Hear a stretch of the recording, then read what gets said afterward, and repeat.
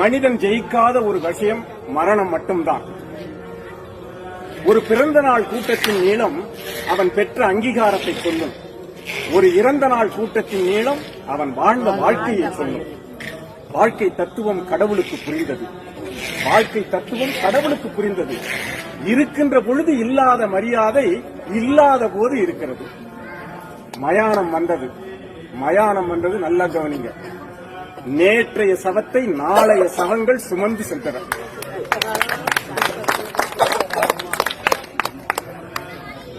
கடவுள் யோசித்தான், இறப்பென்று ஒன்று இல்லாது இருக்குமானால் இந்நேரம் மனிதன் கடவுளையே கொண்டிருப்பான்.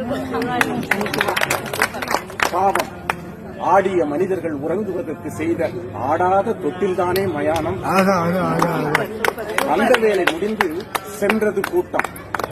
இது ஆறறிவு ஓய்ந்து அடங்குகிற ஆட்டம்.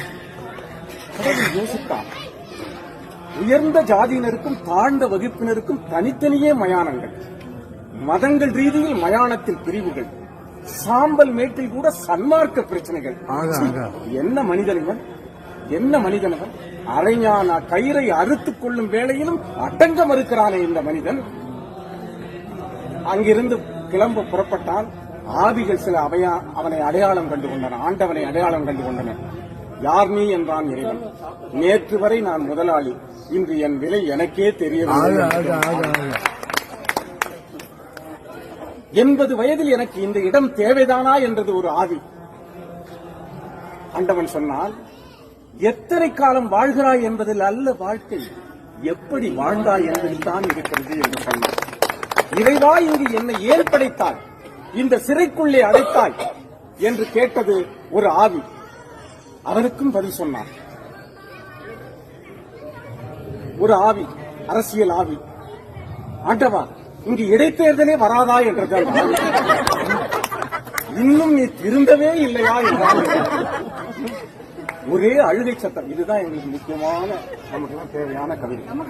நமக்குன்னா நான் சொல்றது கட்சிக்காரன்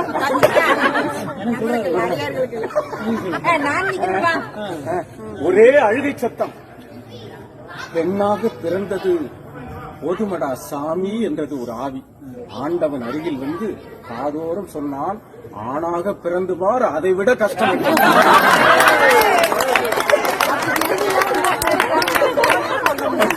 எங்களோட கஷ்டத்தை நாங்க எப்படி சொல்றது? இந்த மாதிரி எங்களோட குரலை இவர் மூலமா தான் சொல்ல முடியும்.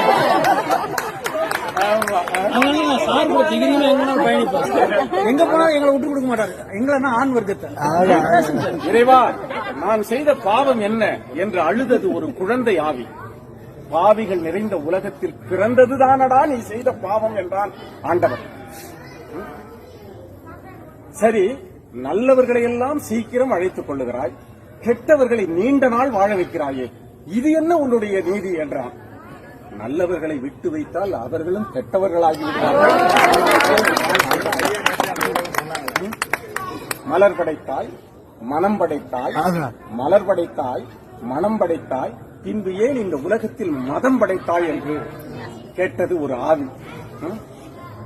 ஆண்டவனுக்கும் அடிசெருக்கும் என்றான். ஆண்டவனுக்கும் அடிசெருக்கும் என்றான். ஒரே சிரிப்பு சத்தம். நல்ல வேளை, தற்கொலை செய்து கொண்டது நல்லதாய் போயிட்டு. ரொம்ப மோசமடா சாமி என்றது அந்த ஆவி. கோழைகளோடு நான் பேசுவதில்லை என்றான் கடவுள். அது சரி, எல்லா உயிர்களும் பிறக்கின்றன, இறக்கின்றன. உனக்கு மட்டும் சாவே கிடையாதா என்றது ஒரு ஆவி. யார் சொன்னது? எனக்கும் மரணம் உண்டு, எனக்கும் மரணம் உண்டு.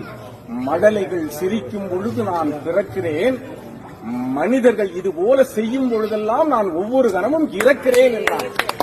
ஆவிகளோடு பேசியதில் 1000 அர்த்தங்களை கண்டுகொண்ட ஆண்டவன் அங்கிருந்து மனிதர்கள் என்ற போர்வையில் நடமாடுகின்ற விலங்குகளிடமிருந்து விடைபெற்று சென்றான். இதுதான் அந்த கவிதையுடைய சாரம். மடலைகள் சிரிக்கும் பொழுது நான் பிறக்கிறேன் என்று சொன்னான். மடலை என்ன செய்யும்? ஓடி வந்து எல்லோருடைய கால்களையும் பிடித்துக் கொள்ளும். எங்கள் கால்களை நேற்று வரை தொட்ட மழலைகளாகிய உங்களை நான் வாழ்த்துகிறேன்.